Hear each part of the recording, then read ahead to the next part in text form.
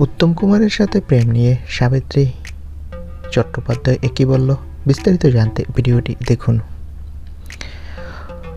1937 সালে বাংলাদেশের কুমিল্লায় জন্মগ্রহণ করেছিলেন সাবিত্রী চট্টোপাধ্যায়। ভারত বিভক্ত হওয়ার পর চলে আসেন ভারতবর্ষে। এরপর অভিনয় জগতে পা রাখেন টাকার অভাবে। প্রথম উত্তম কুমারের পার্শ্ব নায়িকার চরিত্রে অভিনয় করেন। প্রথম দেখাতেই মহানায়ককে ভালোবেসে ফেলেন অভিনেত্রী। আসলে উত্তম কুমার এমন একজন মানুষ যাকে না ভালোবেসে থাকা যায় না। এরপর প্রচুর সিনেমা করেন দুজনে। এক সংবাদ মাধ্যমের কাছে অভিনেত্রী বলেন একসময় তার প্রচুর সম্বন্ধ ভেঙে দিয়েছিলেন মহানায়ক, কারণ উত্তম কুমার নাকি সাবিত্রীর প্রতি পজিটিভ ছিল।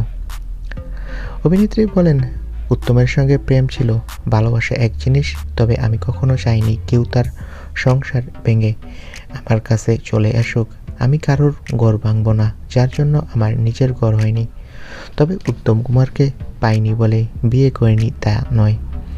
তো বন্ধুরা, এই বিষয়টা নিয়ে তোমাদের মন্তব্য কি কমেন্ট করে জানাও।